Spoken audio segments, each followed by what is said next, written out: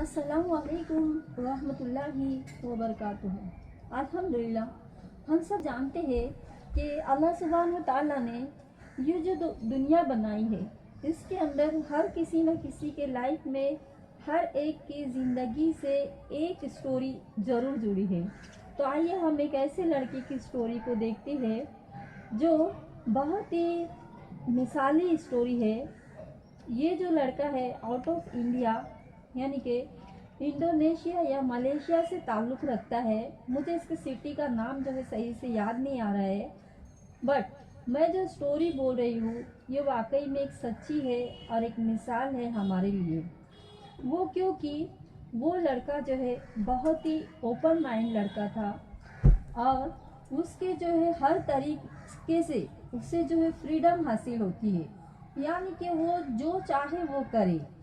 यानी कि हम अपनी लैंग्वेज में उसको कहेंगे आवारागर्दी किस्म का लड़का। जो पूरे उसके बॉडी लैंग्वेज को देखेंगे तो समझ में आएगा कि बहुत ज़्यादा फ्रीडम है ये लड़का और बहुत ज़्यादा फ्री माइंडेड है, क्योंकि उसके बॉडी पे पूरे तरीके से टैटू लगे हुए हैं और हेयर स्टाइल भी जो है उसका जो हम देखते हैं एकदम अजीब तरीके से। लेकिन एक दिन होता यूँ कि वो अपने सिटी को छोड़कर कहीं दूसरे सिटी में जाके शिफ्ट होता है। तब वो मस्जिद में नमाज के लिए एंट्री करता है एंड तब सब लोग उसको देखने लग जाते हैं। सब उसे दूर दूर तक उससे दूर दूर का गैप करके उससे बैठने लगते हैं। लेकिन वो जो लड़का है वो जाकर इमाम के पास बैठता है और नमाज अदा करता है और फिर सब लोग चले जाते हैं एंड फिर वो जो है बाद में भी मस्जिद में बैठा रहता है अल्लाह का जिक्र करते एंड उसके पास मस्जिद के इमाम बैठकर फिर उससे बात करते हैं और वो बोलते हैं कि आप कहाँ से आए हैं, क्या आप नए हो इस शहर में, मैंने पहले आपको कभी नहीं देखा, आप मस्जिद में भी पहली बार आए हो। तब वो लड़का कहता है हाँ जी, मैं इस शहर में नया हूँ और ये मस्जिद मेरे घर के काफ़ी करीब है, इसीलिए मैं ये मस्जिद में आना मैंने मुनासिब समझा कि मैं यहाँ पर नमाज अदा करूँ। तब वो इमाम कहते हैं माशाअल्लाह, लेकिन आपका जो ये लुक है ऐसा लग रहा है, इसकी वजह क्या है, क्या आप मुझे ये बता सकते हैं। तब वो लड़का बहुत ही इंटरेस्टिंग होकर वो कहता है कि दरअसल मैं एक माँ का बहुत ही लाडला बेटा हूँ और मेरी माँ चाहती थी कि मैं कुरान हिफ्ज़ करूँ और कुरान हाफिज़ बनूँ, लेकिन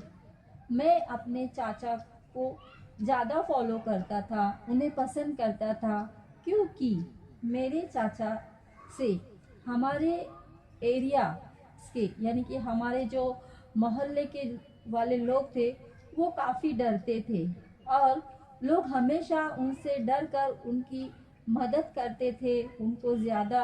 रिस्पेक्ट देते थे और उन्हें ज़्यादा मेहनत नहीं करना पड़ता था। इसीलिए मैंने सोचा क्यों ना मैं भी चाचा की तरह बनूं और फिर एक पावरफुल इंसान बनूं, लोग मुझसे डरे, इसीलिए मैं अपने एरिया में ऐसे ही रहने लगा। तो लोग मुझे फॉलो करने लगे और मेरा लुक स्टाइल जो आप देख रहे हैं, इसी वजह से सब लोग मुझसे डरने लगे और अगर मोहल्ले में कोई भी प्रॉब्लम होती क्रिएट तो उस वक्त मैं जाकर वहाँ पर उस बात को मतलब खड़े होकर उस दौरान सब लोग मेरी रिस्पेक्ट करते थे और मुझे फॉलो करते थे, मुझसे डरते थे और सारी चीज़ें जो है मुझे अच्छी लगती थी ये। लेकिन उसी दौरान लोगों से मेरी कुछ बात पर हाथापाई हो गई, तब मुझे जेल में जाना पड़ा और मुझे जेल में रहने की पनिशमेंट मिल गई। इसी दौरान मेरी माँ मुझे मिलने आया करती थी और मुझे जेल में देखकर वो बहुत रोया करती थी। तब مجھے احساس ہوا کہ میری ماں سے اچھا کوئی مجھے تعلیم نہیں دے سکتا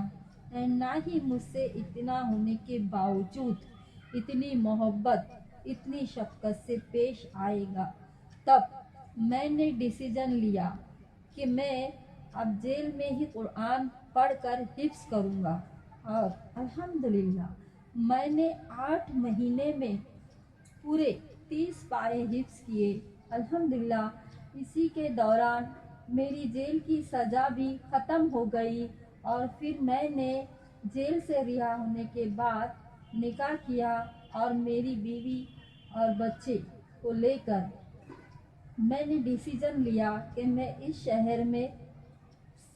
چھوڑ دوں گا اور میں کہیں اور شہر میں چلا جاؤں گا۔ اسی لیے میں اس شہر میں آیا ہوں کہ میں اپنی اور اپنی اولاد کو میں اچھی تربیت دے سکوں۔ یہ سب سن کر اس امام صاحب اس کی باتیں سن کر ایک دم دنگ رہ گئے، اور ان کی آنکھوں سے آنسو آنے لگے۔ اس شخص کی باتیں ان کے دل پر بہت اثر کر گئی، اور پھر وہ اس لڑکے نے ان امام کو اپنے گھر لے کر گئے، اور اس کے اپنے گھر کا ماحول دکھایا، اور وہ جو امام تھے وہ دیکھتے ہی دنگ رہ گئے کہ اتنی اچھی تربیت یہ لڑکا اپنے بچوں کو دے رہا ہے۔ واقعی میں حیران ہوں اس کو دیکھ کر کہ اللہ جس کو چاہتا ہے اس کو ہدایت دیتا ہے۔